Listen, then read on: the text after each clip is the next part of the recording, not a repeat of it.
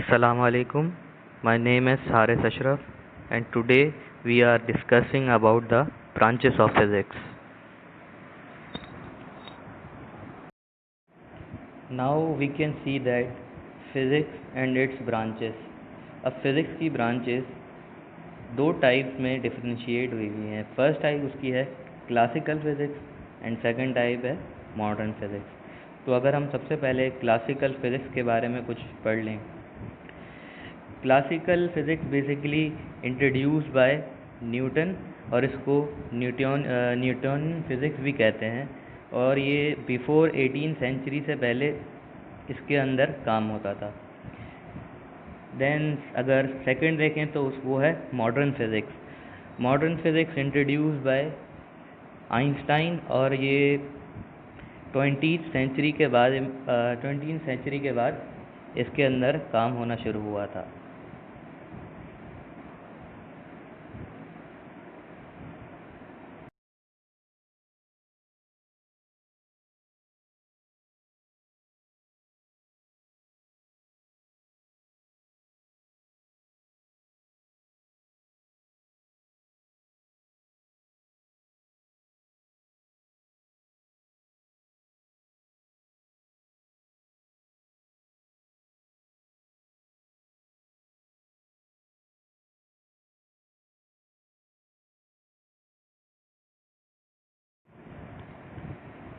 Now we can see difference between classical and modern physics.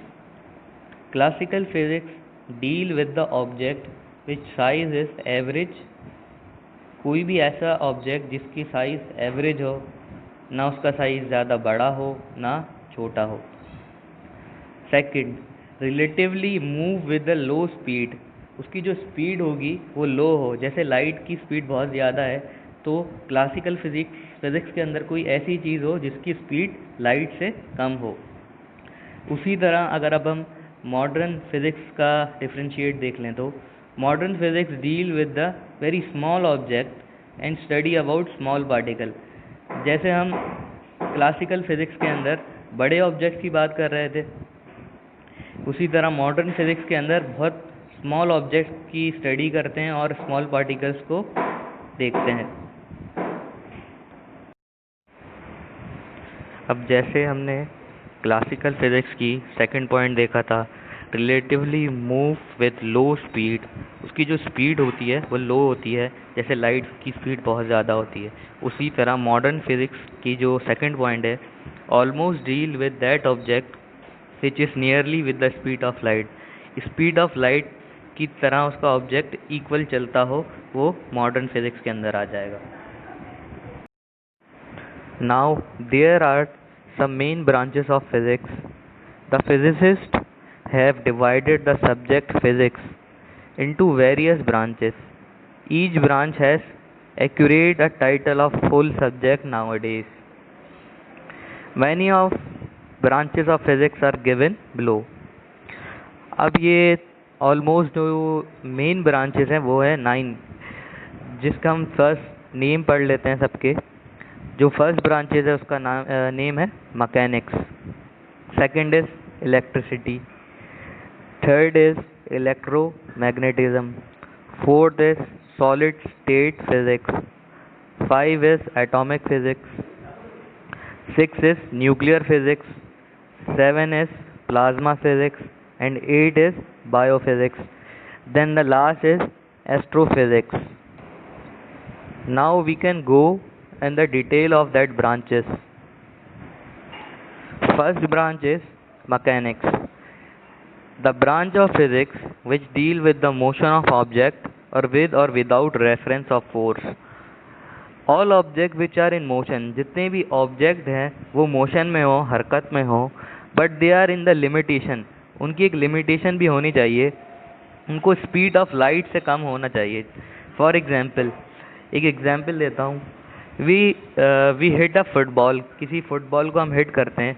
अब उसका motion किस तरह का होना चाहिए, वो किस तरह से, अगर हम किसी फुटबॉल को हिट कर रहे हैं तो वो फुटबॉल किस तरह से जा रही है, उसका मोशन सर्कुलर होना चाहिए या फिर वो स्ट्रेट जा रही है या फिर उसका मोशन जिगजैग है.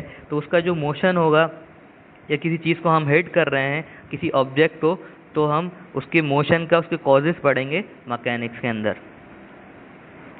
Now second branch is electricity. It is the branch of physics which deals with the phenomena and effect related to electric charges। अब इलेक्ट्रिसिटी जो एक ब्रांच है फिजिक्स के अंदर, इसके अंदर हम जो भी सिचुएशन इलेक्ट्रिसिटी के मुताबिक होगी उसमें पढ़ेंगे। जो इफ़ेक्ट्स आते हैं वोल्टेजेस का रिलेटेड टू इलेक्ट्रिक चार्जेस, उसके चार्जेस कैसे हैं, वोल्टेज कम है ज़्यादा है, वो जितनी भी चीज़ें हम इलेक्ट्रिसिटी के अंदर पढ़ेंगे। Now the third branch is electromagnetism. It deals with the observations, principle, laws and the method related electricity and magnetism। अब इसके अंदर हम किसी भी चीज़ की फर्स्ट अगर हम ऑब्जर्वेशन करते हैं, उसके बाद उसका हाइपोथेसिस निकालते हैं, हाइपोथेसिस के अंदर उसका बेसिकली थोड़ा बहुत एक्सपेरिमेंट करते हैं।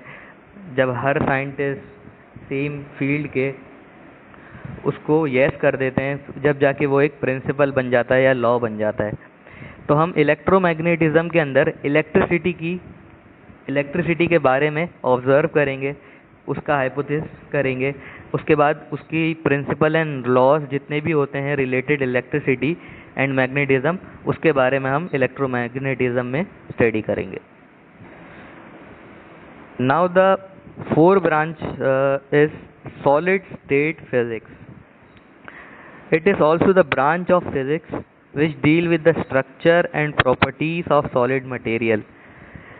कोई भी सॉलिड मटेरियल हो उसका हम स्ट्रक्चर और प्रॉपर्टीज़ के बारे में सॉलिड स्टेट फिजिक्स के बारे में सॉलिड स्टेट फिजिक्स में पढ़ेंगे, किसी भी चीज़ की स्ट्रक्चर एंड प्रॉपर्टीज़ के बारे में। Now the fifth branch is atomic physics.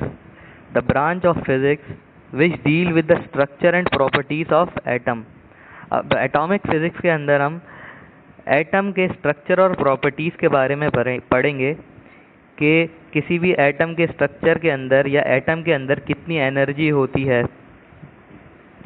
Now the sixth branch is nuclear physics. It is also the branch of physics which deal with the structure, properties and the reaction of nuclei of atom। अब nuclear physics के अंदर हम nucleus के बारे में पढ़ेंगे। एक atom के अंदर न्यूक्लियस होता है और न्यूक्लियस के अंदर न्यूट्रॉन प्रोटॉन होते हैं। तो बेसिकली हम जो न्यूक्लियस, एक एटम के अंदर न्यूक्लियस होता है, उसके अंदर जो न्यूट्रॉन प्रोटॉन होते हैं उसके बारे में हम न्यूक्लियर फिजिक्स के अंदर पढ़ेंगे। Now the seventh branch is plasma physics। The branch of physics which deal with the properties of highly ionized atoms forming a mixture of bare nuclei without electron and protons। Now we see that matter has three types। Matter के 3 types थे जिसमें solid, liquid और gas आ जाता था। Then we get plasma also. So the plasma is also the type of matter. For example अगर हम plasma हमें सूरज की रोशनी से भी मिलता है। So plasma is also the type of matter, solid, liquid and gas, then we later get plasma. Now the 8th branch is biophysics। The branch of physics which deal with the application of physical methods and explanation of biophysics system and structures। अब biophysics के अंदर हम जितनी भी application या instrument basically medicines के अंदर use होते हैं, फॉर एग्जांपल एक्सरे के अंदर अगर हमें कोई चीज़ एक्सरे किसी चीज़ का करना हो और बिना अंदर जाए हमें उसका एक्सरे देखना हो, तो उसके जितने भी इंस्ट्रूमेंट होंगे वो हम बायोफिजिक्स के अंदर पढ़ेंगे। जितने भी मेथड्स होते हैं फिजिकली वो हम बायोफिजिक्स के अंदर पढ़ेंगे और जितने भी इसके सिस्टम्स होते हैं वो हम बायोफिजिक्स के अंदर पढ़ेंगे। Now the last branch is astrophysics. It is also the branch of physics which deals with the study of physics of astronomical bodies.